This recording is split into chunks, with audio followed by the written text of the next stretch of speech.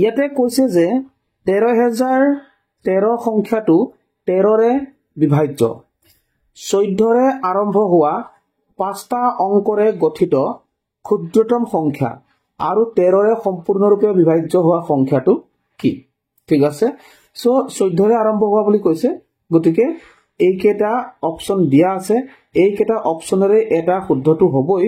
কোনটো শুদ্ধ হ'ব আমি প্ৰথমতে টেষ্ট কৰি চাম সো 13ৰে আমি প্ৰথমতে 14,000ক আমি হৰণ কৰি চাম যেহেতু 14ৰে আৰম্ভ হোৱা বুলি কৈছে আৰু 5টা অংকৰে গঠিত আটাইতকৈ সৰু অৰ্থাৎ ক্ষুদ্ৰতম সংখ্যা তেতিয়াহ'লে এইটোৱে 5টা অংকৰে গঠিত আৰু 14ৰে আৰম্ভ হোৱা আৰু ক্ষুদ্ৰতম হয় সেইকাৰণে 14,000ক আমি হৰণ কৰি চাম 3ৰে ঠিক আছে সো তেতিয়াহ'লে আমি প্ৰথমতে এবাৰ দিলো 13 × 13 তাৰ পিছত এইফালে আহিলে নমাই দিলো ইয়াত 10 আহিলে ঠিক আছে এটো বাৰ না যাব সেইকাৰণে শূন্যটা দিলো আৰু এটা শূন্য নমাই দিলো ওকে 100 আহিলে তাৰ পিছতে কেইবাৰ দিম এতিয়া 7 13 91 7 3 × 21 7 × 7 8 9 91 আহিলে তাৰ পিছত এফালে 9 আহিলে তাৰ পিছত আৰু এটা 0 নামি আহিব ঠিক আছে তাৰ পিছতে 7 ৰে এটো না 6 ৰে যাব 6 3 × 18 6 × 6 7 ইমান হৈ গল সো যদি আমি বিয়োগ কৰো তেতিয়াহলে 10ৰ 8 গল 2 এফালে 12 থাকিলে ঠিক আছে অৰ্থাৎ কি হ'ব এতিয়া আমি প্ৰথমতে এই 13ৰে 12ক বিয়োগ কৰিম 13ৰে 12ক বিয়োগ কৰিম ঠিক আছে তাৰ মানে কথাটো হল কি চোৱা 12 13ৰে আমি 12ক বিয়োগ কৰিম তেতিয়া কি পাম 1 পাম এই 1 টুকে আসলতে এই 14,000ৰ লগত যোগ কৰি দিব লাগে তেতিয়াহলে 14,000ৰ লগত যদি 1 টো যোগ কৰি দিয়া যায় তেতিয়া কিমান পাবা তেতিয়া 14,001 পাবা গতিকে উত্তৰটো আমাৰ অপচন 2 টো হ'ব এনেকুৱা আমি 13ৰ পৰা 12 কিয় বিয়োগ কৰিলো কাৰণ চোৱা এটো অকমান আৰু ভালদৰে বুজাই দিছো চোৱা মন দি চোৱা ঠিক আছে ইয়াতে চোৱা এই 13ৰে 12 টো বাৰ যায় নে না যায় সৰু হৈ গল 13ৰে বাৰ যাবৰ কাৰণে 12 টোৰ লগত আৰু কি যোগ কৰিবা 1 যোগ কৰিবা 1 যোগ কৰিলে কি পাবা এটো 13 বনি যাব তাৰ মানে কি এই 14,000 1 এটা কমি আছে সেই কাৰণে ইয়াত 12 আহিছে 13 আহিব লাগিছিল ঠিক আছে যদি তাত 1 এটা কমি নথকা হলে ইয়াত 12 নাহি 13 আহিলে হেতেন কাৰণ তাত 1 এটা কমি আছে 14,000 মানে 13ৰে বাৰ যাবৰ কাৰণে সেই কাৰণে ইয়াত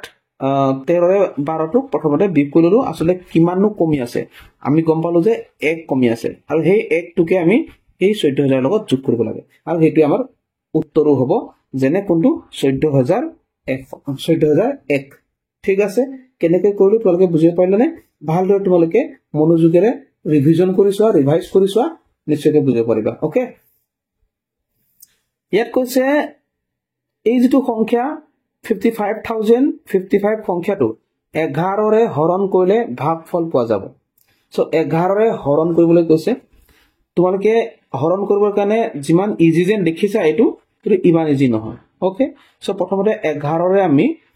এই 55,055ক হৰণ কৰি লওঁ যিমান ইজি যেন দেখিছা ইমান ইজি নহয় মই কিয় কলো তোমালোকে এটা বুজি পাবা ঠিক আছে সো কিহেৰে দিবা 5 ৰে দিবা 5 11 55 নিদি আমি ইয়াত এনেকে দিব লাগিব 11ৰে 50 বাৰ দিব লাগিব ঠিক আছে তেতিয়াহে আসলতে হ'ব তেতিয়া আমাৰ বিয়োগফলটো 0 হ'ব আৰু আমি 5 টো নমাই দিব পাৰিম ওকে সো 5 টো নমাই দিলো হয় 11 টো 11ৰে 5 টো বাৰ যায় নে না যায় হেকানে কি কৰিব লাগিব আৰু এটা 5 নমাব লাগিব আৰু এটা 5 নমাবলৈ হলে ওপৰত আৰু এটা শূন্য দিব লাগিব তেতিয়াহলেহে 5 11 55 হ'ব এই কোনটো বাদ দিয়া ঠিক আছে তেতিয়াহলে মিলিলে নে কিমান ভাগফল কি পালো 5,005 বলে তোমালোকে যিমান ইজি যেন লাগিছিলে ইমান ইজি আছিল নে বাৰু ঠিক আছে কাৰোবাৰ কাৰণে যদি ইজি লাগিছে তো বহুত ভাল কথা যদি ইজি নাই লগা অকমান মনোযোগেৰে চোৱা ইয়াতে কৈছে তলৰ কোনটো দুটা অংকৰে গঠিত ক্ষুদ্ৰতম মৌলিক সংখ্যা সো দুটা অংকৰে গঠিত ক্ষুদ্ৰতম মৌলিক সংখ্যা হৈছে 11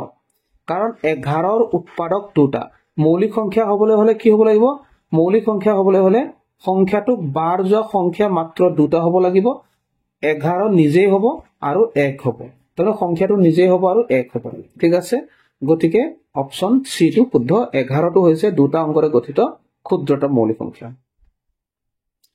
তাৰপিছত ইয়াত কৈছে কোন সংখ্যাক 8 12 আৰু 15 ৰে হৰণ কৰিলে প্ৰত্যেক ক্ষেত্ৰতে 3 ভাগ শেষ হিচাপে থাকে ঠিক আছে কি বুলি কৈছে মনোযোগৰে চোৱা কোন সংখ্যাক মানে এটা সংখ্যা আছে ঠিক আছে এটা সংখ্যা আছে হা এই সংখ্যাটো 8 ৰে বাৰ দিবা 12 ৰে বাৰ দিবা আৰু 15 ৰে বাৰ দিবা প্ৰত্যেক বাৰতে কি হয় 3 ভাগ শেষ হিচাপে থাকে ঠিক আছে গতিকে 8 ৰে যাক বাৰ দিম 12 ৰে যাক বাৰ দিম বা 15 ৰে যাক বাৰ দিম মানে যাক হৰণ কৰিম সেই সংখ্যাটো হ'ব হেতৰ লসাগু বা লসাগুৰে বাৰ যোৱা সংখ্যা হ'ব ঠিক আছে সো তেতিয়াহলে আমি কি কৰিম এতিয়া 8 12 আৰু 15 ৰ লসাগু লম ঠিক আছে চোৱা 8 12 আৰু 15 ৰ লসাগু সো কিহেৰে যাব প্ৰথমতে বাৰু 3 ৰে দিও 3 ৰেটো 8 না যাব বাৰ হেকানে 8 নমাই দিলো 3 ৰে 12 4 বাৰ আৰু 15 টো 5 বাৰ ওকে তাৰপিছত আমি 2 দিও মৌলিক সংখ্যা কৰিব লাগিব গুটি কিটা 2 ৰে 8 4 বাৰ 2 দুবাৰ আৰু 5 টো না যায় 2 5 টো অলৰেডি মৌলিক সংখ্যা হৈ গল আকৌ 2 ৰে দিলো 2 ৰে 4 দুবাৰ তাৰপিছত 2 গুণ 2 তাৰপিছত 5 এতিয়া গুটি কিটা কি হৈ গল গুটি কিটা মৌলিক সংখ্যা হৈ গল সো কি হ'ব এলসিএম এই গুটি কিটা পূৰণ কৰি দিয়া এই দুটা ঠিক আছে 3 পূৰণ 2 পূৰণ 2 পূৰণ 2 পূৰণ 5